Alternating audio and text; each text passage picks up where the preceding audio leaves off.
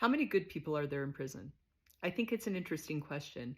I've done time in multiple federal prisons and county jails, and now I work in prisons. I was at a halfway house last night, and the halfway house I was at is for gang members.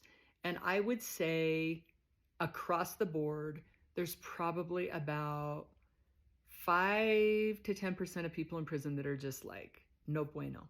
You just don't want to deal with them. There's probably that many out here too, right?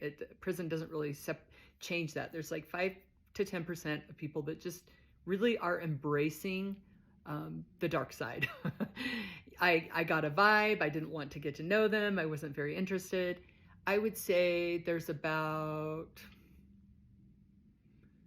20 to 30% that are just nonsense. Like they're either young or they think it's fun or they just haven't learned enough yet, right? They've been through a few hard things, but none of it's really hit them enough where they're ready to change, which is pretty common out here too.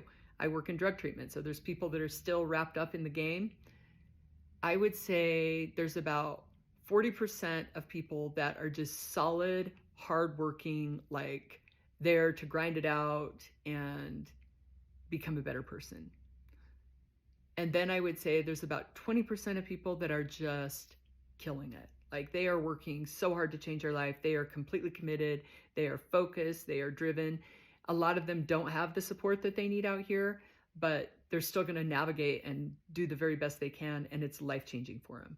People that have grown up in really dysfunctional, like drug addicted homes, family that's, super poor and doesn't really have the ability to help them, but they're going to be grateful for whatever they can get.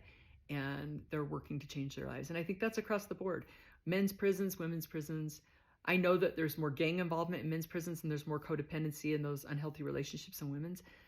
Doesn't mean that when they get out, they won't hit the ground and fall back in, because there are so many factors that pull you back to that life. But that's what my statistics would be for the people that I met in prison.